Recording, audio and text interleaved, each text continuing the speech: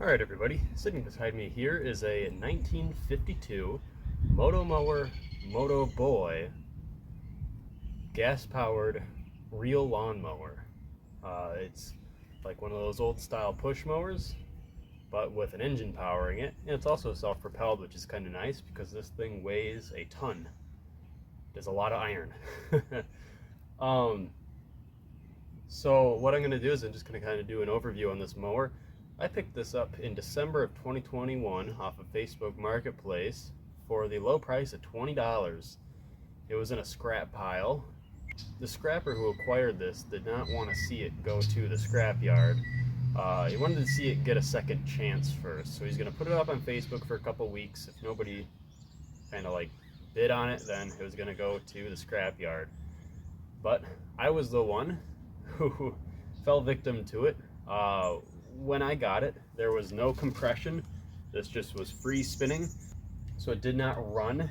The belt was extremely worn out, and this whole thing had been sitting for so long. There was just this glaze of oil and farm grime over everything. The whole deck was black. Everything on the engine was black. The handle, which is still pretty discolored, was completely black.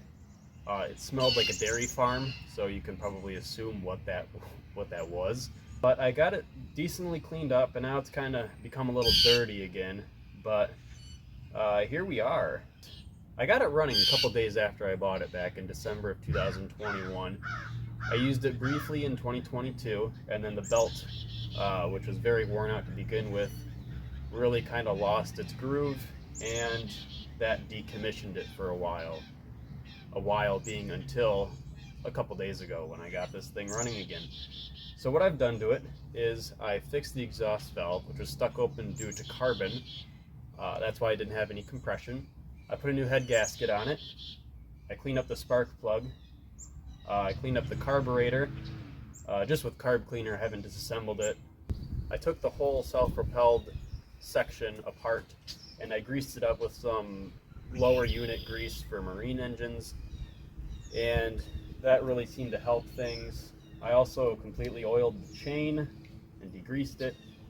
I put a new belt on, and that was a lot of work to put the belt on, which is interesting because it's something that you would probably expect to be changed over the years, but you have to take the whole thing apart, and it was a long process. Other than that, it's just kind of been plug and play. Of course, just having to grease and lube everything up. This is our throttle up here. This is our clutch for both the PTO lawnmower and then the self-propelled. This is our choke back here. I'll show that in more depth. This is our off switch, which is literally just a metal tab that grounds out the spark plug. Don't get your finger in between those two. Yeah, I mean, it's a pretty straightforward machine. There's no recoil starter. You have to tie a rope around it and then yank the rope. I've also seen some people flick start it by just flicking their wrist like that, but I can't do that. I'll even give it a try on camera. Maybe if it was warmer. But yeah. Here's that little choke tab that I was talking about. That just opens and closes a little slat over the fuel pickup line.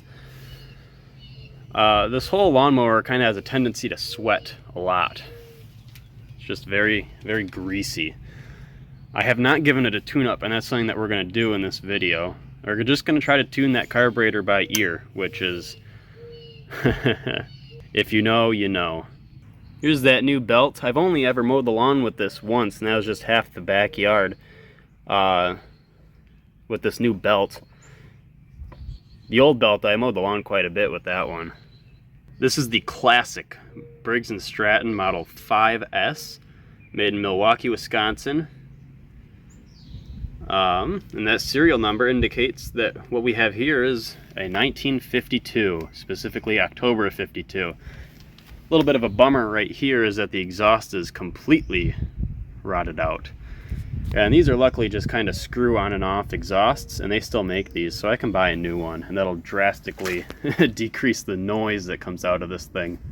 When I got this thing, I think that somebody was trying to get it to run because it had brand new oil in it. Like, it was still golden brown. And these, they'll turn the oil black pretty quickly if they haven't been running a while. So I was pretty impressed by that. Unfortunately, their efforts were unsuccessful, but luckily ours were. What tends to kill these lawnmowers are the tires, because you can't get new tires for these. You have to get a parts unit that has good tires. My tires are in pretty decent shape. They're not too bad. They're a little worn down. They're kind of gooey. Like, if you rub them up against the side of the house, it will leave a mark. Luckily, all this black stuff here, that's just oil and grease and all kinds of crap. There is a layer of green paint under that.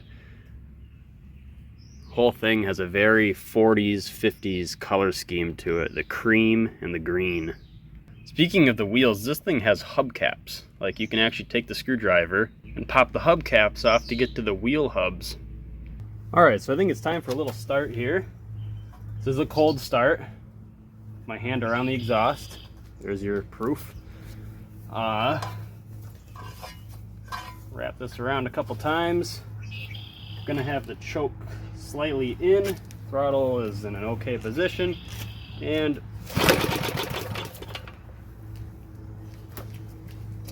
not first pull. See if we can do 2 pulls. I'll choke it a little more to kind of draw some gas up. But when this thing gets running, you don't want any choke, otherwise it'll just bog it down and, well, choke it. Ooh, a little bit of a weird little backfire there. If I was quicker on that choke, I think we would have been good on that one. So I'm going to do this start with no choke at all and see if that helps any. When it popped back, there was smoke coming out of the air filter, which is an oil bath air filter, like out of a car from this era.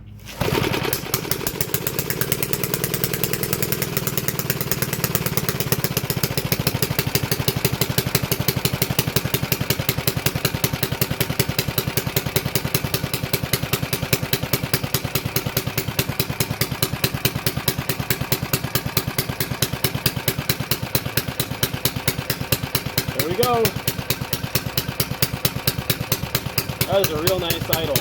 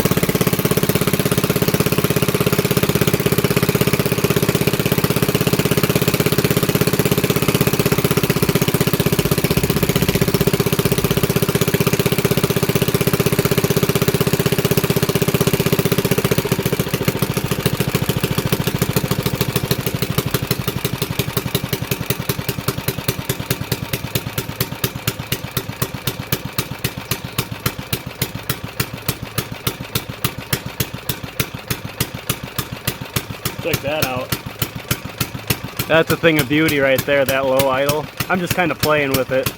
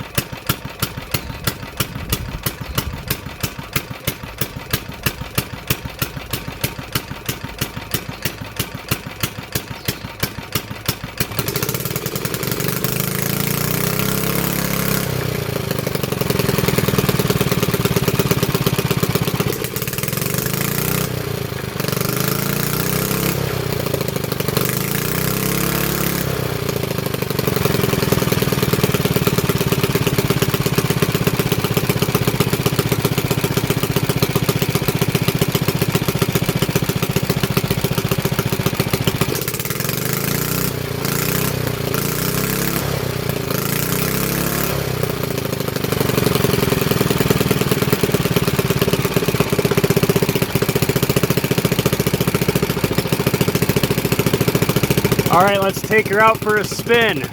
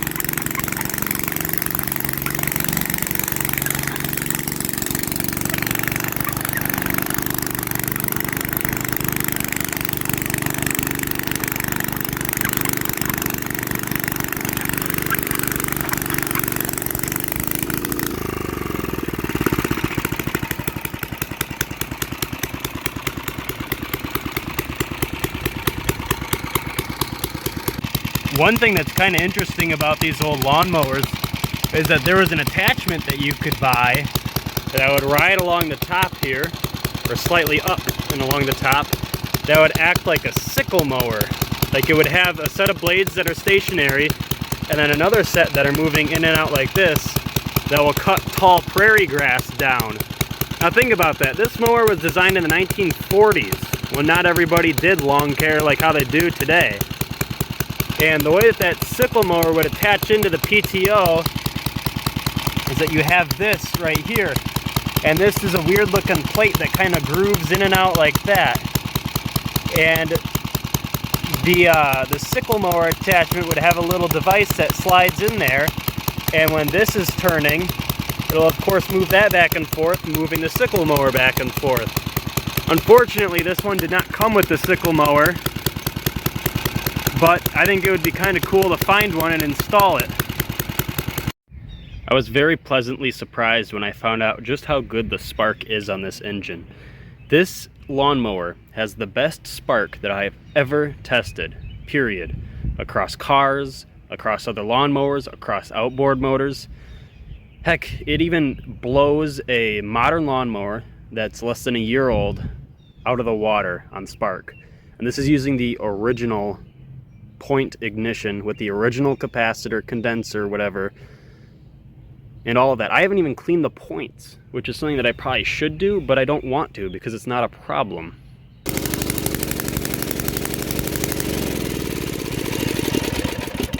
Yup. Magnificent. Well, I just wanted to do a little overview on this old beast. It will continue to live another day and cut more lawns, despite being almost 72 years old. Isn't that amazing? Could you imagine a lawnmower that was bought today being used in the year 2096? The year 2096. A lawnmower that exists right now being used. That's what this is like. Absolutely amazing.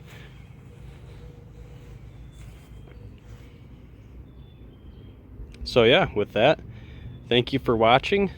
More to come later. Maybe we should clean this thing up in another video, get a new exhaust, just kind of do a little maintenance, all the little side adventures of restoring something, or at least repairing something. If we were restoring it, I would have taken it completely apart. But anyways, yes, thank you for watching, and more to come later.